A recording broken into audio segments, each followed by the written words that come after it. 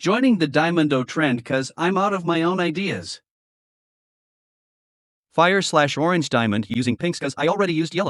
Orange is known as fire as it sounds more intimating and relates to his hair. He is the only male presenting diamond / he chooses to look like a man to humans. He was made after two lava planets collided, and is the two tallest diamond. He runs the second most bases, as he always wanted to be recognized by maroon, but this didn't happen. He hated that maroon always played attention to gray or violet blue.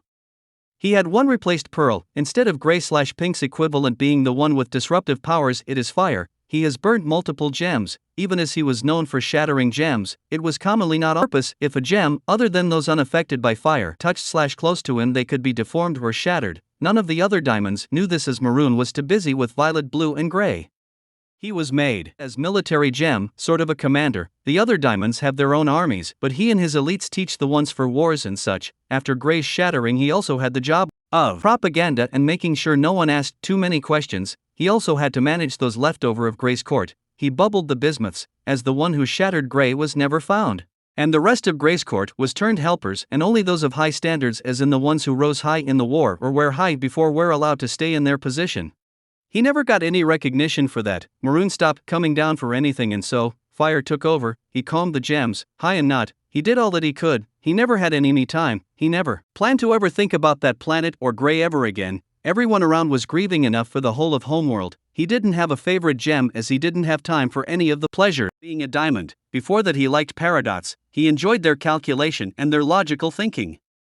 He kept his guard up, not even getting close to his pearl. That didn't bother the pearl, as they didn't like fire, believing them to be a brute. The pearl was allowed plenty of freedom, but fire did like to see the pearl's drawings, as they were the little form of entertainment he got. When Maroon finally decided who got Gray's court, Maroon picked Voshan, even after she acted tyrant, not a leader. To say fire wasn't happy was an understatement, but he never expressed this. He followed orders and got over it very quickly, until Maroon asked him to convince Voshan to blast the Pleiade 9724 or Earth. He did so. It was easy, telling her what he knew. Gray's planet did not deserve to be run by these hideous traitors, and they did it. After this, he continued taking over planets and shattering. He came to control the most planets. He always had on some sort of battle armor, and is always armed with weapons. He has a destabilizer on him. After the shattering, he made every diamond and Pacific high-ups have a personal guard. That was personally trained by him. He did not have one, as he could take care of himself. His gem was on his neck, showing the rise of power. He found this to make it easier to grab any weapon he needed. He could also breathe fire as an effect of his gem being placed there. I am realizing now that the gem looks deformed. It's not just sucky drawing skills and being too lazy to go back over it. His hair was made of fire and would change color with his emotions, as in blue means angry, pink means calm, green means confused, red or orange means neutral. Fire would not bother with moons, as he saw them as a waste of his time and a waste of resources, only using them as military supply bases.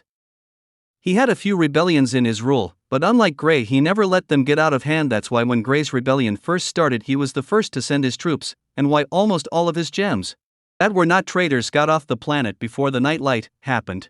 He never wore anything but his own color. He had to have fire-resistant clothing, and even then, when he accidentally got worked up, which he tried not to do, he still melted the shoulders, which he turned into a style so he didn't have to get new outfits all the time.